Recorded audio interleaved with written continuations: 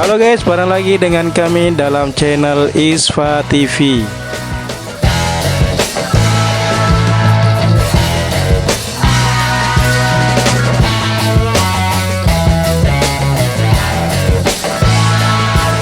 Di tengah bobroknya penampilan tim nasional saat masih ditangani pelatih Simon McManamy, Sintayong datang dengan pengalamannya menangani timnas Korea Selatan di Piala Dunia 2018.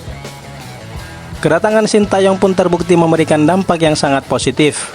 Lolos ke Piala Asia pada 3 level tim nasional, ranking FIFA meroket, hingga meningkatnya permainan timnas Indonesia.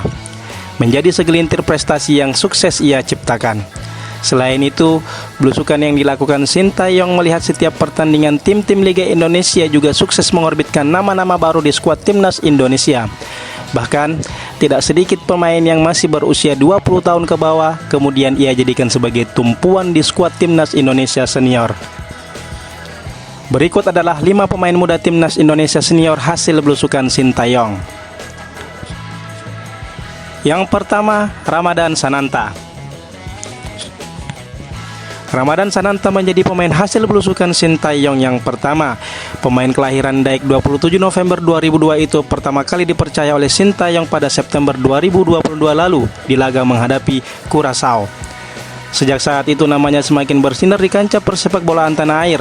Sananta bahkan dipercaya bermain di berbagai kelompok usia, dan pada ajang kualifikasi Piala Dunia 2026 mendatang, dirinya kembali dipercaya untuk menjadi salah satu tumpuan di lini serang. Yang kedua, Ivar Jenner. Ivar Jenner adalah gelandang kelahiran Utrecht, Belanda, 10 Januari 2004 yang dinaturalisasi atas permintaan Sintayong.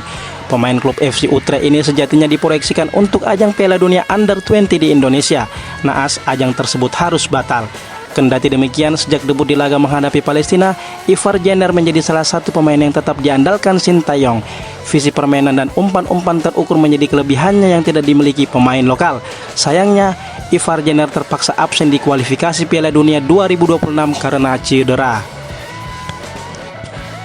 Yang ketiga, Rafael Struijk. Senasib dengan Ivar Jenner, Rafael Struijk, pemain asal Belanda kelahiran 27 Maret 2003 ini diproyeksikan untuk Piala Dunia Under-20. Batalnya ajang tersebut membuat Struijk dialihkan ke timnas senior. Hasilnya pun memuaskan. Dengan usia yang masih 20 tahun, Rafael Struijk menjadi penyerang masa depan timnas Indonesia. Kemampuan olah bola, akurasi tendangan, hingga naluri mencetak gol menjadi modal penting Struijk menghuni pos utama di lini serang timnas Indonesia di ajang kualifikasi Piala Dunia 2026 mendatang. Yang keempat, Hoki Caraka. Hoki Caraka adalah pemain muda PSS Sleman. Penyerang kelahiran Gunung Kidul 21 Agustus 2004 ini pada awalnya bermain untuk timnas Indonesia Under-19. Kemudian dirinya juga menjadi salah satu penyerang andalan di timnas Under-20.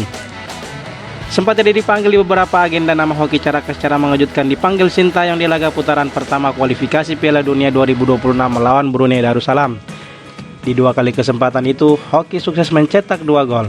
Tak ayal dirinya kembali dipanggil untuk menghadapi Irak dan Filipina. Yang kelima, Marcelino Ferdinand. Pemain muda hasil belusukan Sintayong yang terakhir adalah Marcelino Ferdinand.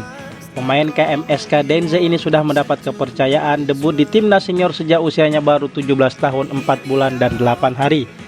Tak ayal, dirinya menjadi salah satu debutan termuda timnas Indonesia sepanjang sejarah.